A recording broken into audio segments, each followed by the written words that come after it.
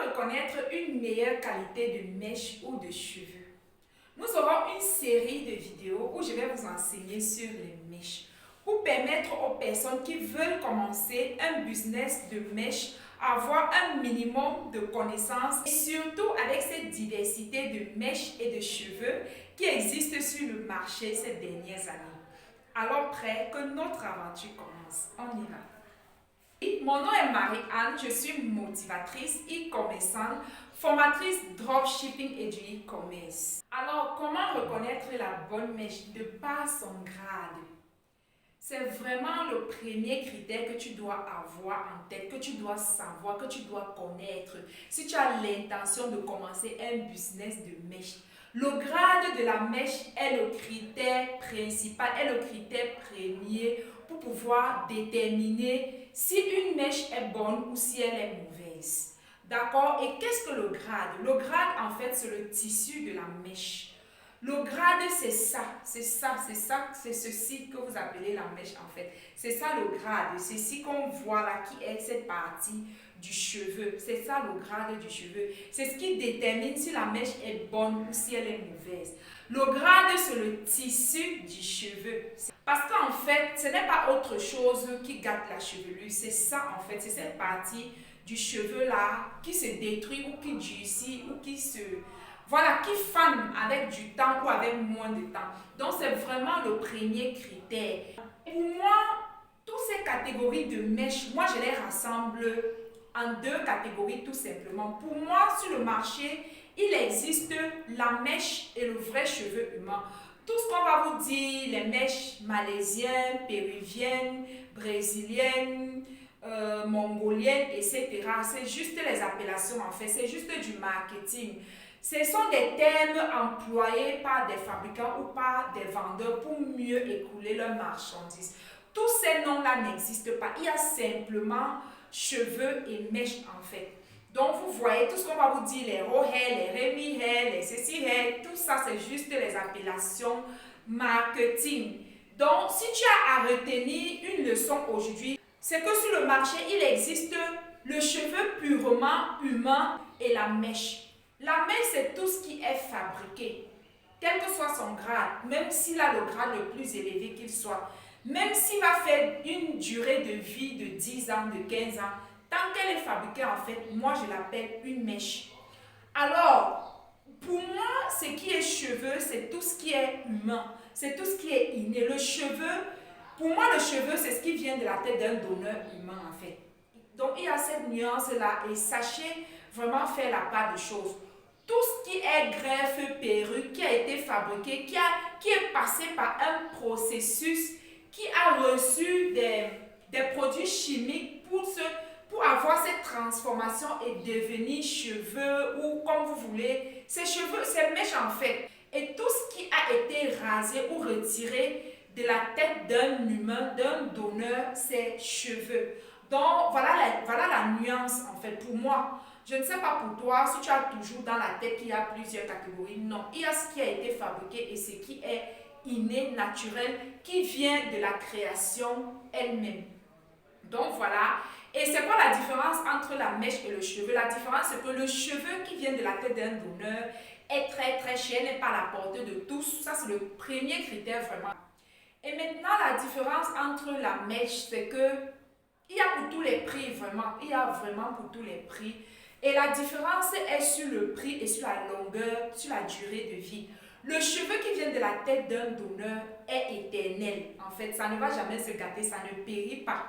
Et celui qui a été fabriqué, même s'il va faire 5 ans, 4 ans, 10 ans, à un moment donné, il va se fatiguer, il va faner, et il va se gâter. Donc voilà la différence entre la mèche et le cheveu purement humain. Alors lorsque vous êtes en contact avec votre fournisseur pour votre première fois, pour toi qui n'as pas souvent l'habitude, la première question à poser à votre fournisseur, c'est qu'il vous propose les différents grades qu'il a sur le marché, en fait, dans sa liste de mèches, qui vous envoie les différents grades qu'il a. Et lorsque vous utilisez ces termes, il comprend déjà que vous n'êtes pas novice, il comprend que vous savez vraiment exactement ce dont vous voulez.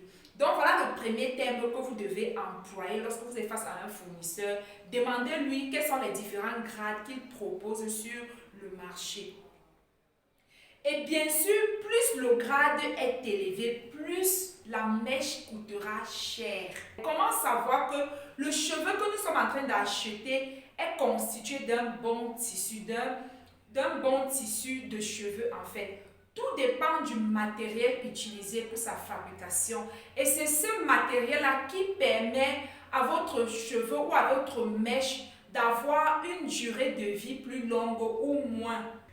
Plus le grade est élevé, plus elle coûte cher et plus elle dure longtemps.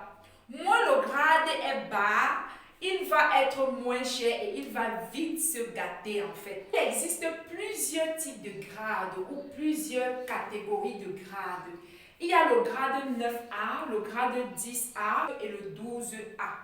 Donc voilà les meilleures catégories de grades qui existent sur le marché. Après avoir eu la connaissance du grade, je vais maintenant te donner quelques critères pour t'aider à faire le choix de tes mèches. Lorsque, pour toi par exemple, qui n'a pas besoin d'une énorme quantité, qui a juste besoin d'aller te faire plaisir chez un marchand de mèches en achetant ta mèche, ta perruque et tout, je vais te donner quelques critères qui peuvent t'aider. Là, nous allons parler uniquement des mèches, d'accord? Après, je vais vous parler des critères pour les cheveux également. Alors, comment reconnaître une bonne mèche lorsqu'on est un individu qui a besoin d'aller acheter sa greffe ou sa perruque dans un magasin? Le premier critère, c'est sur le toucher. Vous savez, la plupart des personnes qui ont l'habitude de manipuler les mèches en longueur de journée, tous ces commerçants-là qui manipulent les mèches, ils ont la capacité de reconnaître et de savoir si la mèche est bonne, juste par le toucher, juste en touchant le grade, le tissu du cheveu, il peut vous donner un meilleur conseil. Alors, la bonne mèche ne se mêle pas en fait, elle ne s'attache pas au toucher, elle est vraiment souple. Le deuxième critère, c'est lorsque vous avez besoin d'acheter vos mèches, il faut savoir qu'il y a certaines mèches qui sont très mal cousues. Alors, c'est important parfois de mettre ses doigts à l'intérieur de la mèche ou de la boule de mèche ou de la perruque que vous avez en main, un peu comme si vous êtes en train d'observer et de toucher votre mèche en fait. Faites-le de manière très subtile lorsque vous êtes face à un marchand. Alors vous allez juste passer vos doigts dedans et retirer un peu avec force pour voir si cette mèche-là tombe. Parce que si à la racine, elle n'a pas été bien cousue, elle va tomber et après, au bout de quelques temps, vous allez perdre la mèche en fait. La quantité de la mèche va littéralement diminuer et elle ne sera plus suffisante pour votre tête. Il faut vérifier qu'elle ne tombe pas, qu'elle a été bien cousue à la racine. La bonne mèche colore facilement, elle accepte facilement la teinture. Et c'est vraiment un critère qui ne manque pas en fait. Et là, je vais vous donner quelques petites précautions à prendre. Ce n'est pas toujours parce qu'une mèche n'accepte pas la teinture qu'elle n'est pas bonne. Parfois, dû à la coloration, à tous les produits chimiques ou à tout le processus dont elle a subi depuis l'usine, suite à certains produits, ça empêche la coloration, en fait, ça empêche qu'elle absorbe la teinture. Et là, qu'est-ce que vous faites? Donc, lorsque vous achetez votre mèche et qu'elle n'accepte pas facilement la teinture, ne vous inquiétez pas. C'est dû à tout ce processus par lequel ou par laquelle la mèche a subi ou passé. Il vous suffit de chercher un décolorant. Vous allez utiliser ce décolorant pour décolorer, pour enlever tous ces produits chimiques. Et ensuite, vous allez pouvoir teinter votre mèche facilement. La bonne mèche ne contient pas beaucoup de demi-cheveux. Comment la tester? En achetant vos boules de mèche par exemple, il vous suffit de prendre la mèche au bout. Vous essayez de plier ainsi pour voir. Si lorsque vous faites cela et que vous vous rendez compte qu'il y a tellement de demi-cheveux, n'achetez pas en fait. Parce que lorsque vous allez placer sur votre tête, les demi-cheveux vont se voir énormément, un peu comme lorsque vous placez les greffes synthétiques. Ça va se voir énormément. Donc, voilà un autre critère. Et aussi, la bonne mèche accepte le fer, que ce soit le fer à lisser, le fer à boucler. Elle obéit carrément au contact du fer. Et la mauvaise mèche brûle. Voilà, les bonnes mèches n'ont pas d'odeur et les mauvaises mèches sentent en fait. Lorsque vous êtes en train d'acheter votre mèche, prenez parfois le soin de mettre vos doigts dedans, à l'intérieur des mèches et tirez avec force. Si vous observez que en ressortant vos doigts, ça résiste, il y a de la résistance sur la mèche, n'achetez pas en fait. Ça veut dire que le grade, le tissu du cheveu n'est tout simplement pas bien. Et aussi, la bonne mèche s'entretient facilement avec de l'eau. Juste avec de l'eau, ça fait son affaire. Je ne dis pas qu'on ne peut pas mettre autre produit.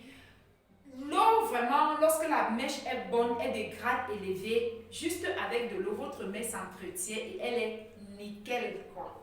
Parlons à présent du vrai cheveu.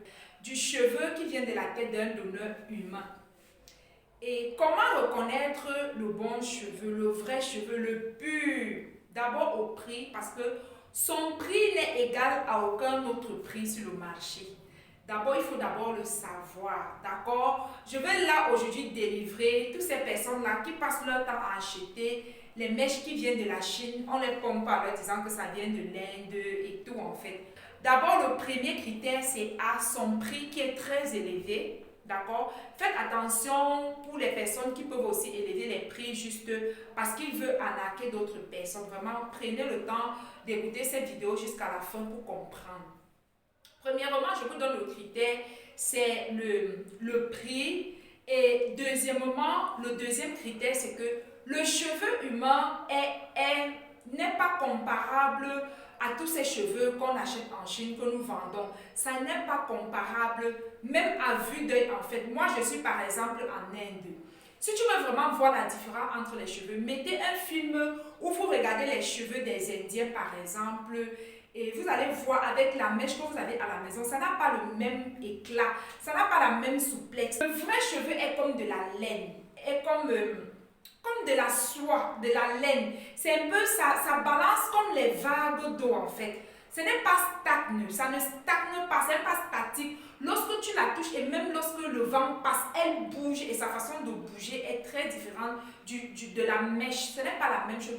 Elle est très douce, tellement douce. Et elle ne picote pas sur votre cou ou sur votre peau. Elle est comme de la soie, comme de la laine, comme du coton vraiment fin, raffiné. Le vrai cheveu est très souple, très doux, très raffiné. Ne s'attache pas, facile à peigner, flexible. Et lorsque vous marchez, ça balance un peu comme les vagues d'eau, comme je vous disais tout à l'heure en fait. Et le vrai cheveu ne se natte pas. On ne peut pas prendre un vrai cheveu et dire qu'on va faire les rastas dessus. Ce n'est pas possible. Si tu veux faire les rastas sur le vrai cheveu, tu dois augmenter, ajouter de la mèche. Alors si tu as une greffe ou si tu vas acheter une greffe, on te dit que c'est du cheveu humain. Si tu nattes ce cheveu-là et qu'il ne se défait pas à la minute, sache que ce n'est pas le vrai cheveu. Le vrai cheveu des blancs, n'accepte pas les rastas. Du moins, ça ne peut pas faire 30 minutes. À peine tu as natté, à peine ça se défait, à peine ça devient faible. Ça va vous donner encore un critère qui ne manque pas, c'est le critère de la teinture.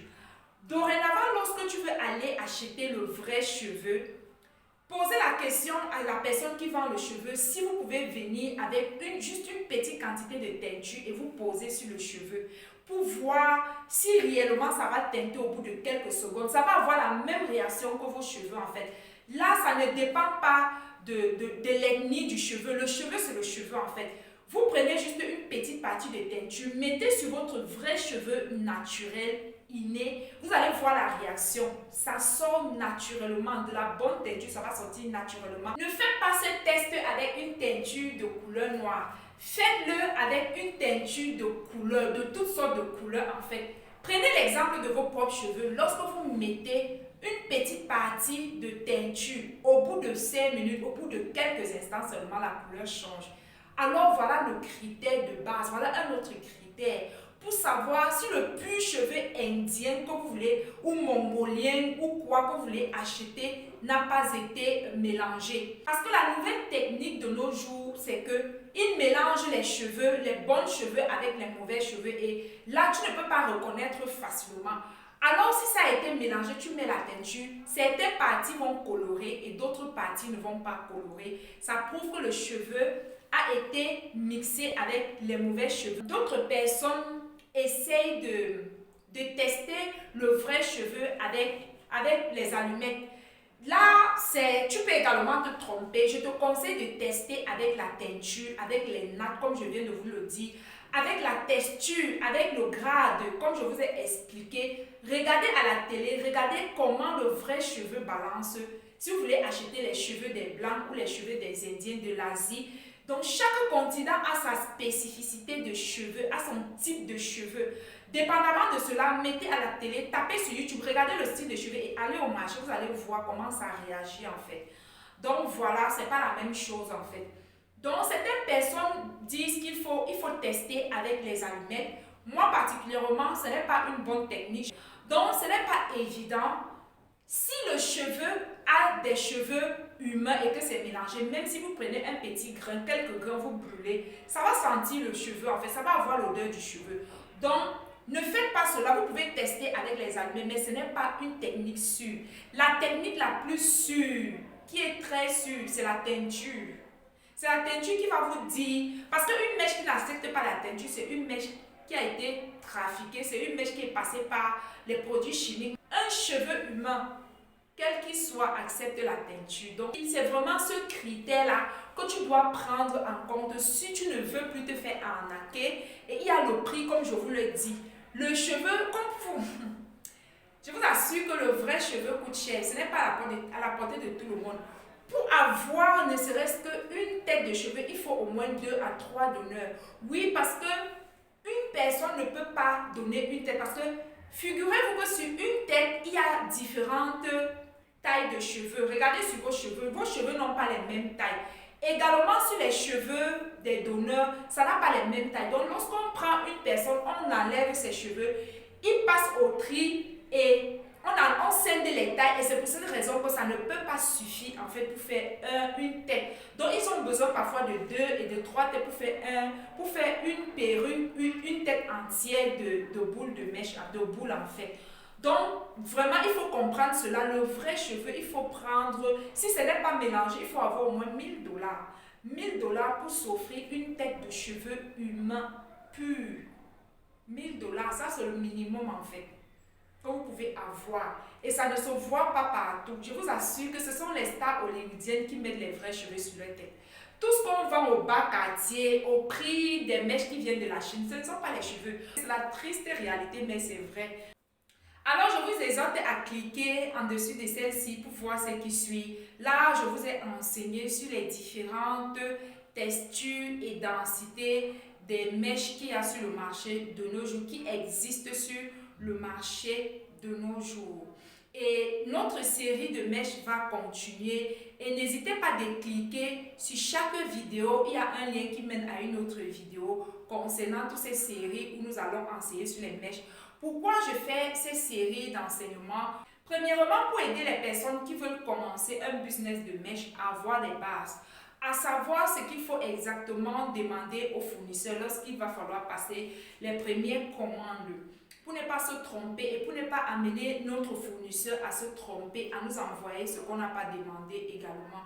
Et aussi pour me faciliter la tâche, parce que la plupart de mes clients ne connaissent pas aussi les mèches, elles passent le temps à me poser les questions. Alors, je me suis dit que s'il y avait un endroit où elles pouvaient aller se former, ça devait être plus facile. Et également, je le fais parce que moi-même, lorsqu'il a fallu que je me lance dans ce business des cheveux et des mèches, d'accord, je me suis tellement cogné la tête au début et lorsque je ne comprenais pas, je ne savais pas les termes parce que en réalité, un seul fournisseur peut avoir au moins 10 listes uniquement pour ces mèches-là. C'est tellement énorme, c'est beaucoup. Si tu ne te formes pas, ça ne va pas vraiment être évident pour toi de pouvoir expliquer cela à tes clients, de pouvoir convaincre même tes clients.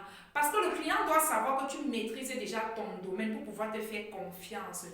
Donc moi, lorsque c'était le moment de commencer mon business de mèches et de cheveux, d'accord, je suis allée sur YouTube, je n'ai trouvé aucune vidéo qui pouvait me donner vraiment les enseignements basiques, les enseignements approfondis, comment je devais décrypter, parce que la plupart des listes des fournisseurs viennent avec des mots abrégés. Voilà, tu vas voir D, R, L, ceci, R, ceci. Le fournisseur ne va pas s'asseoir pour te donner toutes ces définitions en fait. Et c'était vraiment difficile et compliqué pour moi. Alors à l'époque, je m'étais déjà dit que je devais avoir une chaîne YouTube. Et je me suis donné vraiment un point d'honneur de pouvoir enseigner cela à toutes ces personnes qui veulent commencer un business en fait, de connaître, de savoir comment on fait pour faciliter la vie aux gens. C'est à ça que YouTube sert. Toi qui as maîtrisé un domaine, tu dois pouvoir être capable de faciliter la tâche à d'autres personnes au quotidien, dans leur quotidien. Donc, nous allons avoir une série de 4 à 5 vidéos qui va vous enseigner pas à pas sur les mèches. Alors, c'était votre motivatrice, votre coach, Marie-Anne. À la prochaine vidéo et je vous souhaite une excellente journée, nuit, fin de soirée. Bye bye.